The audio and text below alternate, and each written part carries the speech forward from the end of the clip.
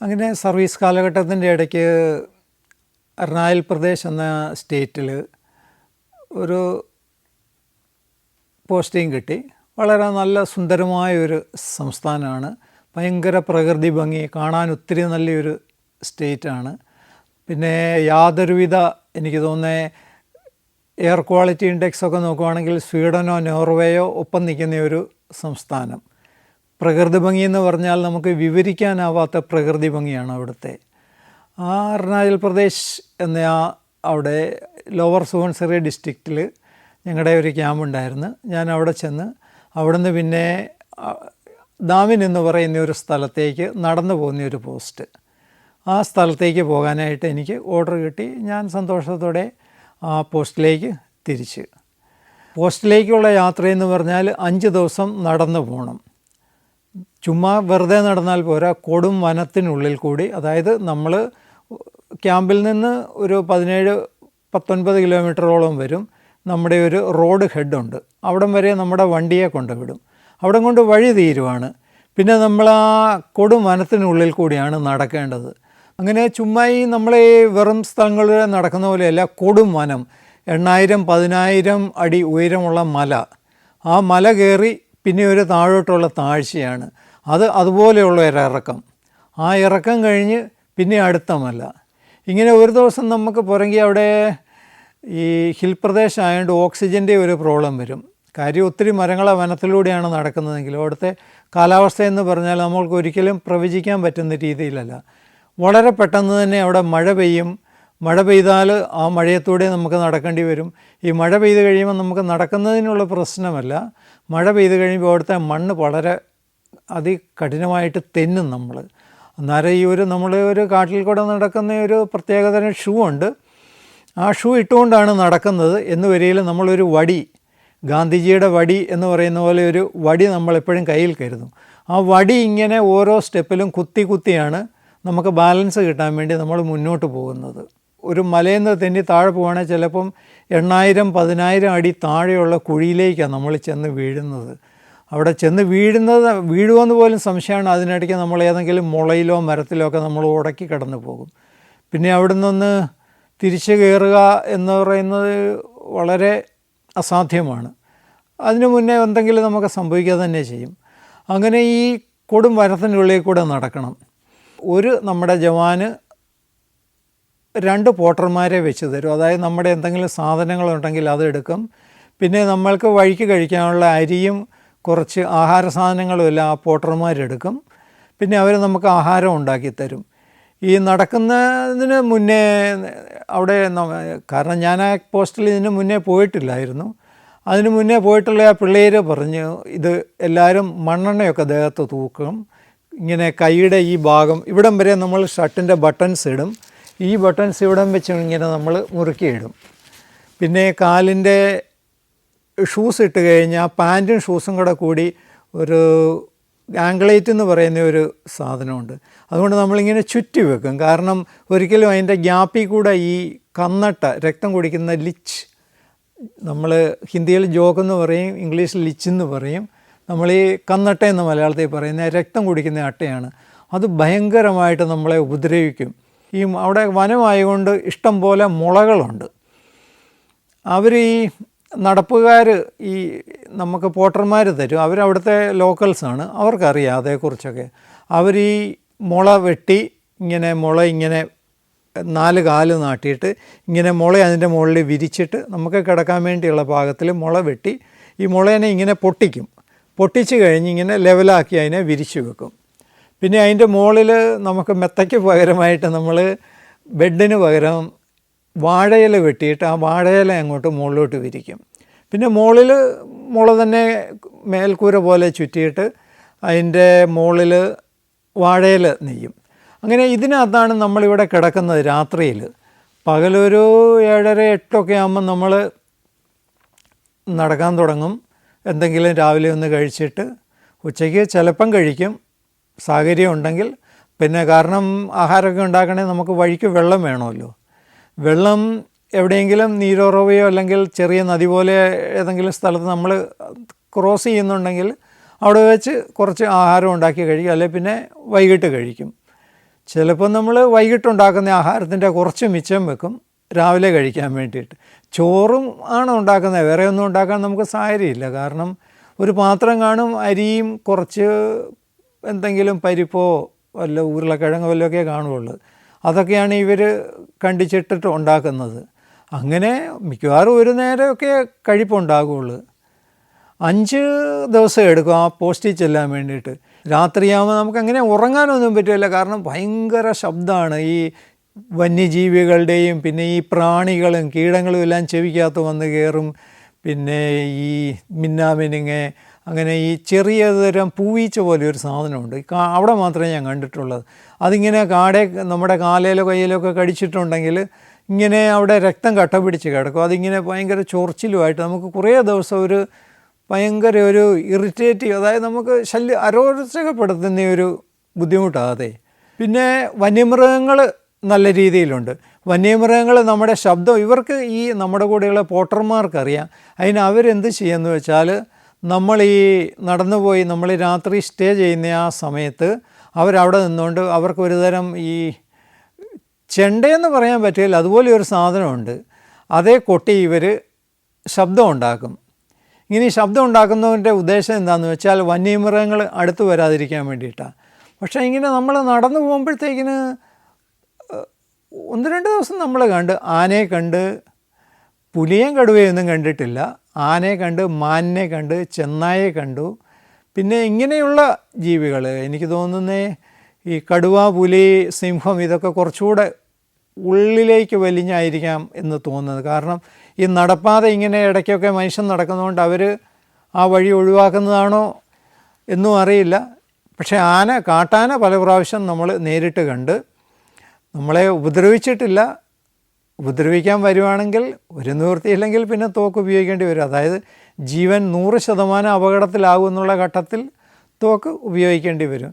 പിന്നെ ഇവർക്ക് ഈ അമ്പും വില്ലുമൊക്കെ ഇവർ കയ്യിലുണ്ട്. നമ്മുടെ കൂടെ വരുന്ന ഈ പോട്ടർമാരെ, അവരത് വളരെ കൃത്യതയോടെ അമ്പും വില്ലും ഉപയോഗിക്കാനായിട്ട് വളരെ മിടുക്കന്മാരാണ് അവർ. ഭയങ്കര ഒരു കഴിവ്. എനിക്ക് തോന്നുന്നത് നമ്മൾ തോക്ക് വെച്ച് വെടിവെക്കുന്ന അതിനെ കഴിഞ്ഞും കൂടുതൽ പ്രയോജനകരമായ രീതിയിൽ ഇവർ വേട്ടയാടും. അങ്ങനെ 5 ദിവസത്തെ യാത്ര കഴിഞ്ഞ് വൈകുന്നേരം നമ്മുടെ ആ ക്യാമ്പിലെത്തി. ആ ക്യാമ്പ് എന്ന് പറഞ്ഞാൽ നമ്മുടെ മുള കൊണ്ടുള്ള ഒരു ക്യാമ്പ്. ആ ക്യാമ്പ് ഇതുപോലെ തന്നെ വാഴയിലയുടെ മേൽക്കൂര, അതിൻ്റെ ചുറ്റിനും ചാക്ക് വളച്ച് കെട്ടിയിട്ടുണ്ട്. പിന്നെ ഈ അവിടെ അന്നത്തെ കാലത്ത് റേഷൻ നമുക്ക് വിമാനത്തിൽ കൊണ്ടുവന്ന് ഇട്ട് തരുന്നതാണ്. അന്ന് പ്ലാസ്റ്റിക് ചാക്കില്ല, ചണച്ചാക്കാണ്. ആ ചണച്ചാക്കിനകത്തായിട്ടാണ് റേഷൻ കൊണ്ട് ഇട്ട് തരുന്നത്. അന്ന് 1 കിലോ അരിക്ക് 9 രൂപയായിരുന്നു. പക്ഷേ സർക്കാരിന് 1 കിലോ അരി അവിടെ താഴെ എത്തിക്കുമ്പോഴത്തേക്കിന് 64 രൂപ ചിലവ് വരുമായിരുന്നു. ആ ക്യാമ്പിലെ നമ്മുടെ ഉത്തരവാദിത്വം എന്ന് പറഞ്ഞാൽ അത് ചൈനയുടെ വളരെ അടുത്ത് കിടക്കുന്ന ഒരു സ്ഥലമാണ്. അവിടെ ചൈന അരുണാചൽ പ്രദേശ് മുഴുവൻ അവരുടെയാണെന്നാണ് അവർ അവകാശപ്പെടുന്നത്. നമുക്കൊരിക്കലും അംഗീകരിച്ച് എടുക്കാൻ പാടില്ല. അതുകൊണ്ട് അവർ മറ്റ് സേനാ വിഭാഗങ്ങളെ ഒരിക്കലും അവിടെ അതിർത്തി രക്ഷാസേനയോ മറ്റ് സേനയോ ഒരിക്കലും അവരവിടെ വെക്കാൻ അനുവദിക്കുന്നില്ല എന്നാണ് അവിടുത്തെ ഗ്രാമീണർ അന്ന് നമ്മളോട് പറഞ്ഞത്. ആഭ്യന്തര സുരക്ഷയുടെ പേരിലാണ് നമ്മുടെ CRPFനെ അവിടെ കൊണ്ട് ഇട്ടിരിക്കുന്നത്. സത്യത്തിൽ നമ്മുടെ യഥാർത്ഥ റോൾ എന്നാന്ന് വെച്ചാൽ നമുക്ക് ഈ നമ്മുടെ ഇന്ത്യ രാജ്യവുമായിട്ടുള്ള ആ ബന്ധം നമ്മുടെ കമ്മ്യൂണിക്കേഷൻ സെറ്റ് വഴി പുലർത്തുക. അതാണ് നമുക്ക് ഏറ്റവും അത്യാവശ്യം. പിന്നെ ഗാൽവാനിലൊക്കെ സംഭവിച്ച പോലെ അവർ വരുന്നുണ്ടെങ്കിൽ, ചൈനക്കാരെങ്ങാനും ഇങ്ങോട്ട് കടന്നു വരുന്നുണ്ടെങ്കിൽ അതിൻ്റെ സൂചന എത്രയും പെട്ടെന്ന് നമുക്ക് നമ്മുടെ ഇന്ത്യ ഗവൺമെൻറ്റിന് കൊടുക്കുക. ഈ ക്യാമ്പിലെ ജീവിതത്തെക്കുറിച്ചുള്ള വളരെ വിശദമായൊരു വിവരണം ഞാൻ ഫേസ് ടു ഫേസ് എന്ന പ്രോഗ്രാമിൽ പറഞ്ഞിട്ടുണ്ട്. അതുകൊണ്ട് അതേക്കുറിച്ച് ഞാനിപ്പോൾ കൂടുതൽ വിവരിക്കുന്നില്ല. അവിടെ ഒരു പ്രത്യേക സംഭവം കാണാനിടയായത്, അവിടെ ഒരു മനുഷ്യനെ ആരെങ്കിലും കൊല ചെയ്യപ്പെടുകയാണെങ്കിൽ, അതായത് സ്വാഭാവിക മരണമല്ലാതെ ആരെങ്കിലും കൊല ചെയ്യപ്പെടുകയാണെങ്കിൽ ആ മനുഷ്യനെ അവർ നേരെ നിർത്തിയാണ് മൃതശരീരം സംസ്കരിക്കുന്നത്. നിന്ന പാട്. നമ്മൾ സാധാരണ കിടത്തിയല്ലേ സംസ്കാരം നടത്തുന്നത്. അതിനുശേഷം ഈ മരിച്ച മനുഷ്യനോടുള്ള പ്രതികാരം ചെയ്തു കഴിയുമ്പോൾ, അതെന്നൊന്നുമില്ല, ഒരാഴ്ചയോ 1 മാസം 1 വർഷമോ പ്രതികാരം ചെയ്തു കഴിയുമ്പം പിന്നെ ആ സംസ്കാരം ചെയ്ത ആ മനുഷ്യനെ പുറത്തെടുത്ത് നേരെ നിർത്തി സംസ്കാരം ചെയ്തത് മാറ്റി പിന്നെ നിരത്ത് കിടത്തി സംസ്കാരം ചെയ്യും. ഒരു ഭയങ്കര വിചിത്രമായ ഒരു ആചാരമായിട്ടാണ് എനിക്കത് തോന്നിയത്. വേറൊരു പ്രത്യേകത അവിടെ കാണാൻ സാധിച്ചത്, അവിടുത്തെ ഞാൻ ആ ചെല്ലുന്ന സമയത്തെ ഒരു 40-നോട് മുകളിൽ പ്രായമുള്ള സ്ത്രീകൾ, അവരുടെ എല്ലാവരുടെയും മൂക്കിൻ്റെ ഇങ്ങനെ ഈ 2 വശത്തും ഇവിടെയും ഇവിടെയും ഒരു ചെറിയ 50 പൈസ തുട്ടിൻ്റെ വലിപ്പത്തിൽ കറുത്ത എന്തോ ഒരു ഫിക്സ് ചെയ്ത് വെച്ചിരിക്കുന്നതാണ്. അതിങ്ങനെ ഞാൻ അവിടുത്തെ ആ ഗ്രാമമുഖ്യനോട് ചോദിച്ചു, എന്താ ഈ ചേച്ചിമാരുടെയൊക്കെ ഇങ്ങനെ മൂക്കയിൽ ഇങ്ങനെ ഈ കറുത്ത എന്തോ 50 പൈസയുടെ വലിപ്പത്തിൽ വെച്ചിരിക്കുന്നത്, അതെന്താ അവരുടെ നിങ്ങളുടെ ആചാരമാണോ എന്ന് ചോദിച്ചു. അപ്പോൾ ഗ്രാമമുഖ്യം പറഞ്ഞത് 1962 ചൈനീസ് കടന്നുകയറ്റം വന്ന് അവർ സ്ത്രീകളോട് ഒത്തിരി ക്രൂരമായിട്ടാണ് പെരുമാറിയത്. അവർ കണ്ട നല്ല സുന്ദരി കുട്ടികളാണ് അവിടുത്തെ സ്ത്രീകൾ. സ്ത്രീകളോട് വളരെ മോശമായ രീതിയിൽ പെരുമാറി. അതിനുശേഷം ഇനി മുന്നോട്ടും അവരെങ്ങെന്തെങ്കിലും കാലത്ത് വരുവാണെങ്കിൽ അവരിൽ നിന്ന് രക്ഷ നേടാൻ വേണ്ടി അവർ മുഖം സ്വയം വികൃതമാക്കുന്ന ഒരു രീതിയായിരുന്നത്. ഒരു തരം ഇരുമ്പ് പോലത്തെ ഒരു സാധനമാണ്. അത് മൂക്കിൻ്റെ ഇവിടെ ഇങ്ങനെ ഫിക്സ് ചെയ്യും. ഇവിടെ ഈ വശത്തും ഈ വശത്തും ഇങ്ങനെ മൂക്കിൻ്റെ 2 വശത്തും ഇങ്ങനെ 50 പൈസയുടെ വലിപ്പത്തിൽ കാണും. അതിങ്ങനെ ഫിക്സ് ചെയ്ത് കഴിയുമ്പോൾ നമുക്ക് ആ എത്ര സൗന്ദര്യമുള്ള ഒരാളാണെങ്കിലും കാണുമ്പോൾ നമുക്കത് വളരെ അരോചകമായിട്ടേ തോന്നുള്ളൂ. അതിനുശേഷം വളരെ കാലങ്ങൾക്ക് ശേഷം 80കളുടെ ആരംഭത്തിലാണെന്ന് തോന്നുന്നു, മാഡം ഇന്ദിരാഗാന്ധി അരുണാചൽ പ്രദേശ് സന്ദർശനത്തിന് വന്ന്, അപ്പോൾ ഈ ഗ്രാമപ്രദേശങ്ങളിൽ നിന്നുള്ള ആരോ നമ്മുടെ ഈ സ്ഥലത്തു നിന്നുള്ള ആരോ കുറച്ച് പേർ അവിടെ എത്തിയിട്ടുണ്ടായിരുന്നു നടന്ന്. അതിൽ മാഡത്തിനെ കണ്ടപ്പോൾ ചോദിച്ചത്, എന്താണ് ഇങ്ങനെ ഇവരുടെ ഈ സ്ത്രീകളുടെ 2 മൂക്കയിലും ഇങ്ങനെ ഈ കറുത്ത ഒരു പാട് പോലെ എന്തോ ഫിക്സ് ചെയ്ത് വെച്ചിരിക്കുന്നു. അപ്പോൾ അവിടുത്തെ ഭരണ നേതൃത്വം പറഞ്ഞ്, മാഡം ഇത് 62-ൽ ചൈനക്കാർ വന്നു കഴിഞ്ഞപ്പോൾ തൊട്ട് ഇവർ തുടങ്ങുന്ന ഒരു ആചാരമാണ്. ഇവരുടെ മുഖം ഇവർ സ്വയം വികൃതമാക്കുകയാണ്. കാരണം കണ്ടാൽ ആർക്കും ഇവരോട് താല്പര്യം തോന്നരുത്, ഒരു വെറുപ്പ് വരണം. അങ്ങനെ അവരുടെ സംരക്ഷണത്തിന് വേണ്ടിയുള്ള ഒരു സ്വയം വൃത്തിഹീനമാക്കുന്ന ഒരു ഏർപ്പാടാണെന്ന് പറഞ്ഞ് മാഡം പിന്നെ അന്ന് അവർക്ക് ഉറപ്പ് കൊടുത്ത്, നിങ്ങളൊരു കാരണവശാലും പേടിക്കേണ്ട, ഇനി ഒരിക്കലും ആരും നിങ്ങളുടെ മുഖം വികൃതമാക്കരുത്, ചൈനക്കാരൊരിക്കലും വരികയില്ല, ഇന്ത്യൻ സേന അവരെ തുരത്തി ഓടിക്കാൻ നല്ല രീതിയിൽ ഇപ്പോൾ സജ്ജമാണ്, ഇനി നിങ്ങൾ ഒരു കാരണവശാലും ഇതേക്കുറിച്ച് ഓർത്ത് വ്യാകുലപ്പെടുകയും വേണ്ട, ഇങ്ങനെയൊരു രീതി തുടരേണ്ട ആവശ്യമില്ലെന്ന് അന്ന് ഉറപ്പ് നൽകുകയും ചെയ്തു. ഏകദേശം അതോടുകൂടിയാണ് അവരുടെ ആ ആചാരം എന്നേക്കുമായിട്ട് പിന്നീട് ഇല്ലാതെയായത്. Malaysia, Thailand, Tanzania, China. Sancharam volume number 12 full HD-യിലുള്ള ഈ അപൂർവ ദൃശ്യയാത്രാ വിവരണ ശേഖരം സ്വന്തമാക്കാൻ 9995444222 എന്ന നമ്പറിലേക്ക് സഞ്ചാരം എന്ന് SMS ചെയ്യൂ. നമ്മുടെ കൂടെ ഉണ്ടായിരുന്ന ഒരു സിക്കുകാരൻ പയ്യൻ, സർദാർജി പയ്യൻ, ആ പയ്യന് പെട്ടെന്ന് എന്തോ ഒരു മേലാഴിക വന്ന് അബോധാവസ്ഥയിലായി.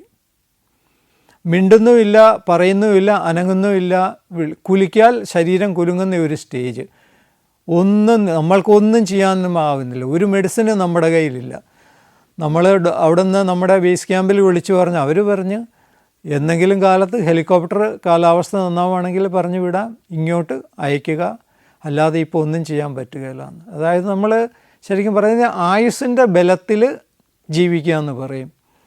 പിന്നെ നമ്മുടെ കൂടെ ഉണ്ടായിരുന്ന ഈ കുട്ടികൾ എന്ത് ചെയ്യുന്നു ചോദിച്ചാൽ, ഈ അവിടെ ഉണ്ടായിരുന്ന വെള്ളം തിളപ്പിക്കും, പാത്രത്തിൽ വെള്ളം തിളപ്പിച്ചിട്ട് ഇങ്ങനെ നമുക്ക് ചെറിയ ചതവൊക്കെ പറ്റുമ്പോൾ നമ്മൾ ആവി എടുക്കുകയില്ലേ എന്ന് പറയുന്ന പോലെ ഈ ചെറുക്കൻ്റെ ദേഹം മുഴുവൻ ഇങ്ങനെ ചെറിയ രീതിയിൽ ചെറിയ ചൂടോടെ ഇങ്ങനെ തുണി വെള്ളത്തിൽ നനച്ച് മുക്കി തുടച്ച്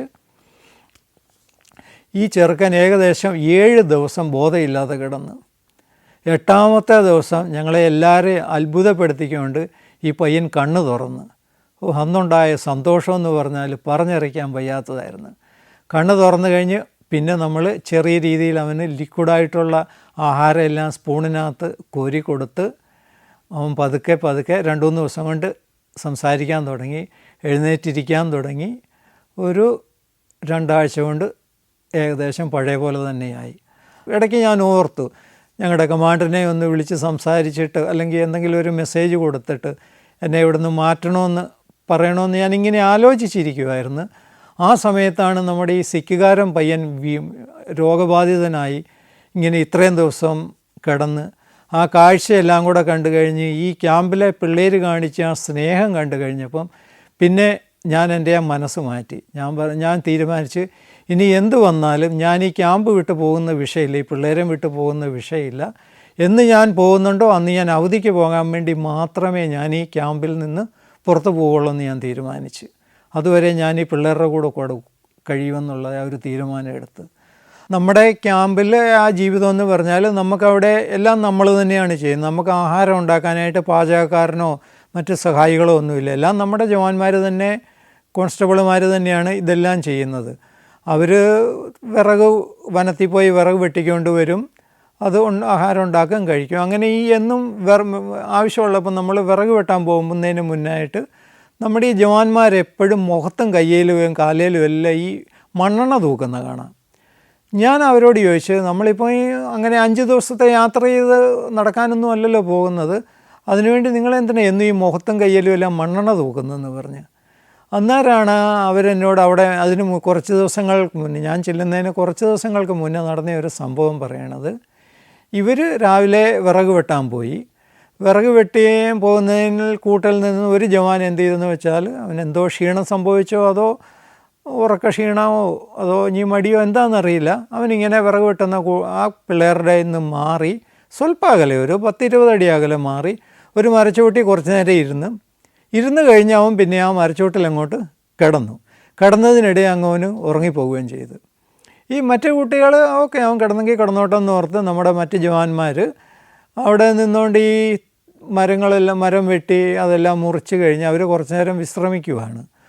വിശ്രമിക്കുമ്പോൾ നമ്മുടെ ഈ കിടന്നുറങ്ങിയ ആ ജവാൻ ഭയങ്കര അലർച്ചയും കേൾക്കാം, തുള്ളിച്ചാടുന്ന ഏതാണ്ട് ഭയങ്കര ഒരു ബുദ്ധിമുട്ട് പോലെ ഒരു അവസ്ഥ. അവൻ തലയിട്ട് കറക്കുന്നു, മാന്തി പറിക്കുന്നു, തലമുടി വലിച്ചു പറിക്കുന്നു എന്ന് പറഞ്ഞാൽ ശരിക്കും ഒരു മരണാവസ്ഥയെന്നല്ല, അതിലും കഠിനമായൊരവസ്ഥയെ കൂടെ കടന്നു പോകുന്ന രീതിയിലേക്ക്. ഇവരെല്ലാവരും ചെന്ന് ചോദിക്കുന്നുണ്ട് എന്നാ പറ്റിയെന്ന്. ഇവൻ അതിന് മറുപടി പോലും പറയാൻ സാധിക്കുന്നില്ല. അന്നേരം ഇവൻ്റെ മൂക്കിൽ കൂടെ രക്തവും ഒഴുകുന്നുണ്ട്. അപ്പോൾ കൂടെ ഉണ്ടായിരുന്ന ഒരു ഹെഡ് കോൺസ്റ്റബിൾ പറഞ്ഞ് മിക്കവാറും ഇവൻ്റെ മൂക്കിൽ കൂടെ ഈ കന്നട്ട കയറിയിട്ടുണ്ടാകുമെന്ന് പറഞ്ഞു. കാരണം അദ്ദേഹം അവിടെ കുറച്ച് നാളായിട്ട് ഉണ്ടായിരുന്നതാണ്. ഇങ്ങനത്തെ കന്നട്ട പിടിച്ചിട്ടുണ്ട്. ഇങ്ങനെ കുറേ കഴിയുമ്പോൾ അത് രക്തം കുടിച്ച് അതിൻ്റെ ആവശ്യം പൂർത്തിയാകുമ്പം പിന്നെ അത് രക്തം പുറത്തോട്ട് ഒഴുകാൻ തുടങ്ങും. ഈ ജവാൻ ഒരു നിവൃത്തിയില്ലെന്ന് പറഞ്ഞാൽ ഒരു നിവൃത്തിയില്ല. അവൻ പറയുന്നുണ്ട്, എന്നെ ആരെങ്കിലും ആ കോടാലി വെച്ചൊന്ന് വെട്ടിക്കൊല്ല്, അല്ലെങ്കിൽ നിങ്ങൾ ആരെങ്കിലും എന്നെ ഒന്ന് വെടിവെച്ച് കൊല്ല്, എനിക്ക് ഒരു സെക്കൻഡ് ഇതിൽ കൂടുതൽ സഹിക്കാൻ പറ്റില്ല. കാരണം മൂക്കിൽ കൂടെ കയറി ഏത് ലെവൽ വരെയും കയറാൻ എത്തുമോ ആ ലെവൽ വരെ ആ കന്നട്ട കയറി. അതിനുശേഷം ആ കന്നട്ട അവിടെ ഇരുന്ന് രക്തം കുടിച്ചതങ്ങ് വീർത്ത് ഒരു സൂചി പോലെ ഒരു കന്നട്ട ഒരു ബോൾ പെൻ പോലെ ലെവലിലായിട്ടുണ്ടെങ്കിൽ നമുക്ക് എന്തേരം ബുദ്ധിമുട്ട് വരും നമ്മുടെ തലയ്ക്കുള്ളിൽ. നമുക്കത് സങ്കല്പിക്കാൻ പറ്റുമോ? നമുക്കൊരു ചെറിയൊരു മുടിയോ വല്ലതും നമ്മുടെ മൂക്കി കയറിയാൽ നമുക്ക് തന്നെ അതെന്തൊരു അസ്വസ്ഥത ഉളവാക്കുന്ന, നമ്മൾ തുമ്മി എന്നാലും അതിനെ പുറത്ത് കളയില്ലേ. ഈ പയ്യൻ ഒരു നിവൃത്തിയില്ല. അവസാനം ഇവൻ പറയുന്നുണ്ട്, എന്നെ നിങ്ങൾ ആരെങ്കിലും വെടിവെച്ച് കൊല്ലുമെന്ന് പറയുന്നുണ്ട്. നമുക്കങ്ങനെ നമ്മുടെ കൂടെയുള്ള ഒരു ജവാനെ വെടിവെച്ച് കൊല്ലാൻ പറ്റുമോ? കുറേ ബുദ്ധിമുട്ടായി. കാണുന്നവർക്കും ഭയങ്കര സങ്കടം, സഹിക്കുന്നവൻ അതിനേക്കാൾ സങ്കടം. ഇങ്ങനെയായി അവസാനവും പറഞ്ഞ് ഒരു കാര്യം ചെയ്യുക, നിങ്ങൾ എൻ്റെ തോക്ക് എനിക്ക് എടുത്തുകൊണ്ടെത്താം, ഞാൻ സ്വയം വെടിവെച്ച് മരിച്ചോളാം എന്ന് പറഞ്ഞു. ആദ്യമൊക്കെ ഇവർ കുറേ നോക്കി, വേണ്ട നീ അങ്ങനെ ചെയ്യേണ്ട, നമുക്ക് വേറെ എന്തെങ്കിലും മാർഗം നോക്കാം. പിന്നെ ഇവർ വെള്ളക്കുപ്പി ഉണ്ടായിരുന്നു, വെള്ളക്കുപ്പിയെല്ലാം മൂക്കിലൊക്കെ ഒഴിച്ചു നോക്കി, ഒരു രക്ഷയില്ല. അത് മണ്ണെണ്ണ ഒഴിച്ച് നോക്കിയെന്നാണ് അവർ പറഞ്ഞത്. മണ്ണെണ്ണ ഒഴിച്ച് നോക്കിയിട്ടും അത് പുറത്ത് വന്നില്ല. കാരണം മണ്ണെണ്ണയ്ക്ക് കയറിപ്പോകാൻ സ്പേസ് ഇല്ലാഞ്ഞിട്ടായിരിക്കാം. കാരണം അതിൻ്റെ ആ പല്ല് വെച്ച് കടി ഉൾവശത്തെങ്ങാനും ആയിരുന്നിരിക്കാം കടിച്ചിരുന്നത്. അവസാനം അവൻ പറഞ്ഞ്, ഞാൻ സ്വയം ആത്മഹത്യ ചെയ്തോളാം, നിങ്ങൾ കുറ്റയേക്കണ്ട, എന്നെ അതിനനുവദിക്കണം, നിങ്ങൾ എൻ്റെ തോക്ക് കൊണ്ടൊക്കെ തരാൻ പറഞ്ഞ്.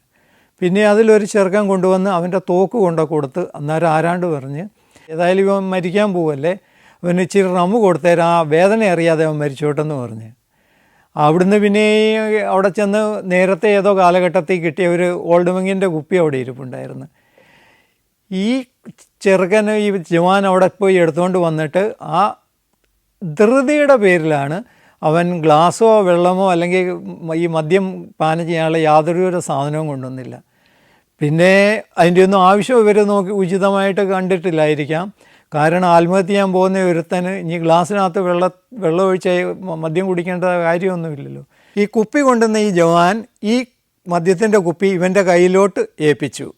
ഇവൻ്റെ കയ്യിലോട്ട് ഏൽപ്പിച്ചപ്പോഴത്തേക്ക് ഇവൻ ഈ കുപ്പി കിട്ടി, ഇവന് ഈ ഗ്ലാസ്സോ വെള്ളമോ അല്ലെങ്കിൽ ഒന്നും നോക്കിയില്ല. തൊട്ടപ്പുറം ഒരു കല്ല് കിടന്ന് ആ കല്ലിൻ്റെ മുകളിലേക്ക് ആ കുപ്പിയുടെ ആ മോൾ ഭാഗം ഒരടി കൊടുത്ത് അടപ്പോട് കൂടി ആ കുപ്പി അങ്ങോട്ട് മോൾ ഭാഗം പൊട്ടിച്ചിതറി കഴിഞ്ഞപ്പോൾ ഇവൻ എന്ത് ചെയ്ത് ഇങ്ങനെ ഈ മദ്യക്കുപ്പി ഇങ്ങനെ വായിലോട്ടൊഴിച്ച്, ഒരു തുള്ളി വെള്ളം ഒഴിക്കാതെ ആ മദ്യക്കുപ്പി ഇങ്ങനെ വായിലോട്ടൊഴിച്ച വഴി കുപ്പിയുടെ മുൻഭാഗം പൊട്ടിച്ചെതറിയുകൊണ്ട് ആ ഗ്യാപ്പിൽ കൂടെ ഇവൻ്റെ മൂക്കിലേക്ക് കുറേ ഓൾഡ് മങ്ങിൻ്റെ മദ്യം കയറി. ഒരു 2 സെക്കൻഡ് കഴിഞ്ഞപ്പോഴത്തേക്ക് ഇവന് എന്തോ ആശ്വാസം തോന്നിയെന്ന് തോന്നുന്നു. ഇവൻ തലയെല്ലാം കണ്ടമാനം കുലുക്കാൻ തുടങ്ങി. രക്തം നന്നായിട്ട് അവൻ്റെ നാസാരന്ധ്രത്തിൽ നിന്ന് വരുന്നുമുണ്ട്. തല കണ്ടമാനം ഇളക്കി. ഒരു 2 സെക്കൻഡ് കൂടെ കഴിഞ്ഞപ്പം നമ്മുടെ ഒരു 3 സെൻറ്റിമീറ്റർ നീളത്തിൽ, ഒരു മാക്സിമം ഒരു 3 സെൻറ്റിമീറ്റർ, 3 കാണുകയല്ല, ഒരു 1.5-2 സെൻറ്റിമീറ്റർ നീളത്തിൽ രക്തം കുടിച്ച് വളരെ നല്ല രീതിയിൽ വീർത്തയൊരു കന്നട്ട ഈ പയ്യൻ്റെ മൂക്കിൽ നിന്ന് അങ്ങനെ ഇറങ്ങിക്കഴിഞ്ഞും കുറച്ച് നേരം മൂക്കിൽ നിന്ന് രക്തം ഒഴുകിക്കൊണ്ടേ ഇരുന്ന്, അത് കഴിഞ്ഞ് പിന്നെ വെള്ളമെല്ലാം ഒഴിച്ച് അതെല്ലാം നിന്ന് കുറേ നേരം കൂടെ ഈ ജവാൻ അവിടെ കിടന്ന്, അത് കഴിഞ്ഞ് പിന്നെ ഇവനെയും കൂട്ടി നമ്മൾ ക്യാമ്പിൽ വന്ന് 2-3 ദിവസം തലയ്ക്ക് നല്ല അസ്വസ്ഥതയുണ്ടായിരുന്നു. അതിനുശേഷം അവൻ പതുക്കെ നോർമലായി. ആ ഒരു സംഭവത്തിന് ശേഷമാണ് നമ്മുടെ തടി വെട്ടാൻ പോകുന്ന പിള്ളേർ എന്ന് പോയാലും മുഖത്തും കയ്യിലും കാലിലും എല്ലാം ഈ മണ്ണെണ്ണ തൂത്തുകൊണ്ട് പൊയ്ക്കൊണ്ടിരുന്നത്. ആ ഒരു സംഭവത്തിന് ശേഷം അവൻ പറയുന്നത് എനിക്ക് ജീവൻ തിരിച്ചു കിട്ടി, എൻ്റെ 2ാം ജന്മമാണെന്ന് പറഞ്ഞ് പിന്നെ ആ കല്ല് കിടന്ന ആ സ്ഥലം, അതായത് ഇവന് ആ മദ്യക്കുപ്പി കല്ലിൽ അടിച്ചു പൊട്ടിച്ച ആ സ്ഥലം, ഈ പയ്യൻ അവിടെ ചെന്ന് അവിടെ അവൻ്റെ ശമ്പളത്തിൽ നിന്ന് കുറച്ച് പൈസ എടുത്ത് അവിടെ ഒരു മൂർത്തിയും അവൻ്റെ ഹിന്ദു വിശ്വാസിയായിരുന്നു, അവൻ്റെ വിശ്വാസത്തിൽ 2-3 രൂപം എല്ലാം താഴേന്ന് വരുത്തി അവനിടയ്ക്ക് അവിടെയൊക്കെ പോയി അവിടെ നിന്ന് ആ കല്ലിൻ്റെ മുകളിൽ ആ രൂപം എല്ലാം വെച്ച് അതിൻ്റെ മുകളിൽ നിന്ന് പ്രാർത്ഥിച്ചിട്ടൊക്കെ വരുമായിരുന്നു. വീരമൃത്യു വരിച്ച ജവാൻ്റെ അടുത്ത് ചെന്നു. അപ്പോൾ നമുക്ക് വേദനിക്കുന്ന ഒരു സംഭവം ഉണ്ടായി. അവൻ ആ പയ്യൻ്റെ പോക്കറ്റിൽ മൊബൈൽ ഫോൺ കിടപ്പുണ്ടായിരുന്നു. ആ മൊബൈൽ ഫോണിൽ ആ സമയത്ത് വീട്ടിൽ നിന്ന് കോള് വരികയാണ്. അതിനകത്ത് കാണിക്കുന്നുണ്ടായിരുന്നു കോൾ ഡീറ്റെയിൽസിൽ അമ്മ കോളിംഗ്. മകനിവിടെ വീരമൃത്യു വരിച്ച് കിടക്കുന്നു. പക്ഷേ അമ്മ അതറിയുന്നില്ല. ഒറ്റ മകനാണ് ആ അമ്മയ്ക്കുണ്ടായിരുന്നത്.